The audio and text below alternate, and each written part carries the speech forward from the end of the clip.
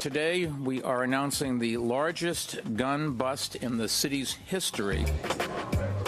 254 illegal guns were recovered in this investigation. This is just a glimpse into the world of gun trafficking. It happens every day. It's a business. The rules are simple: buy low, sell high, and keep a low profile. And they take them up to these states where the gun laws are very strict and the demand is very high, and they make an extreme amount of profit on them. A bust like this one earlier this year is great for New York. Not so great when you hear most of these guns came from our state. Two of the top sources for gun crimes in New York are North Carolina and South Carolina. We're fourth and fifth in the nation when a crime gun is traced back to where did it come from. It's North and South Carolina. Special Agent Earl Woodham is with the ATF, the Bureau of Alcohol, Tobacco, Firearms, and Explosives. You can call them the federal gun police. People are dying because of illegal firearms trafficking, and we want to stop it. Stopping it by tracing guns through serial numbers, using informants, and sending out undercover buyers. We can interject live undercover agents into the scheme itself and be a part of the criminal network and destroy it from within. Now, guns seized by the ATF in our area come here. This is the Raleigh Vault. There are hundreds of guns that may have been used for an armed robbery or gun trafficking, but this is the last time you're going to see them from here. They're destroyed.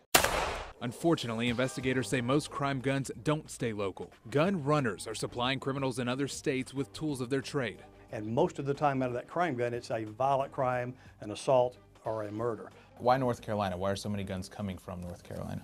If your product somewhere else in the country is restricted, but the demand is very high, naturally people are going to want it and they're going to get it in the black market. The bottom line, we've got access.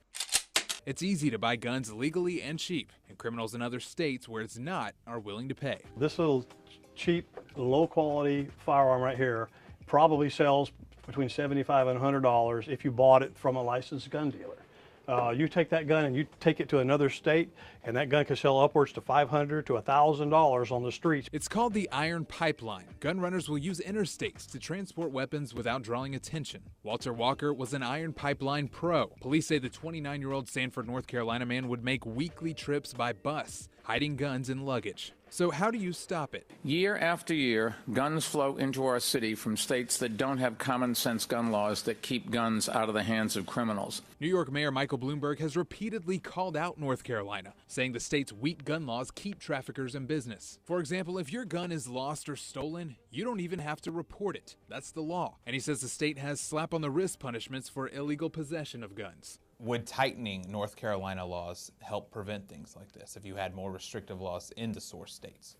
Even if you changed the North Carolina state law and you made it much more restrictive for a lawful citizen like me or you to go into a gun dealer and buy a gun and made it really hard for me to buy my gun, you're not deterring the burglar that's going to hit that same place tonight and drive his car through the plate glass window, take 50 or 100 of those guns, drive them up the interstate and go to New York State where the state laws are very restrictive.